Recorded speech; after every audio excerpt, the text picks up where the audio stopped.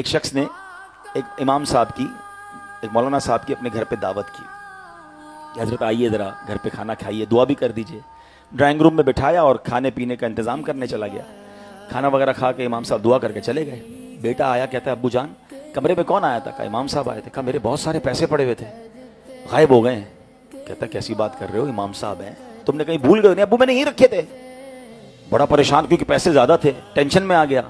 ابو کو سمجھایا، ابو کہ میں تو امام صاحب سے بات نہیں کروں گا، اتنی نیک شخصیت ہے، کوئی امام صاحب چوری کرنے تھوڑی آئے تھے، تم نے کہیں رکھ دیا ہوگا۔ کہتا نہیں ابو یہی رکھے تھے۔ بہرحال دل میں اس نے رکھی بات، پیسے زیادہ تھے، یاد تھے اس کو۔ 6 مہینے، سال بعد، 1 سال بعد پھر انہوں نے امام صاحب کی دعوت کی۔ بچہ تو بچہ ہی ہوتا ہے، اس کو اپنے پیسے یاد تھے، ابو کو دعوت یاد تھی، بچے کو پیسے یاد تھے۔ جیسے امام صاحب آئے تو ابو کھانا لینے گئے تو اس نے کان میں امام صاحب سے پوچھ لیا، امام صاحب ایک بات کہوں، ناراض مت ہوئیے گا۔ بولو بیٹا کیا مسئلہ ہے؟ کہا پچھلے سال بھی آئے تھے نا، میرے کچھ پیسے تھے، بڑے زیادہ پیسے تھے، آپ جب سے گئے وہ پیسے نہیں مل رہے، آپ ناراض مت ہوئیے گا، میں آپ کو کچھ کہہ نہیں رہا، آپ کو نظر آئے تھے۔ یہ سن کر امام صاحب رونے لگ گئے۔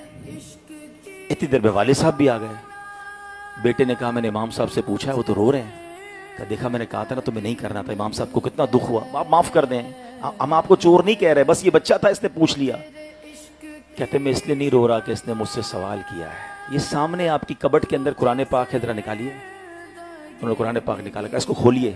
وہ جلدان کے اندر لپٹا ہوا تھا، اس کو کھولا تو سارے پیسے اس کے اندر پڑے تھے۔ کہا بیٹا جب کھانا لینے آپ کے ابو گئے نا تو پیسے بکھرے ہوئے تھے، میں نے پیسے سمیٹ کے قرآن میں رکھ دیے کہ روز تلاوت ہوتی ہوگی، آپ قرآن کھولیں گے آپ کو پیسے مل جائیں گے۔ میں رو اس لیے رہا ہوں کہ پورا سال ہو گیا ہے آپ کے گھر میں قرآن نہیں کھولا ہے۔ سچ بتاؤ یہ حال نہیں ہے ہمارا؟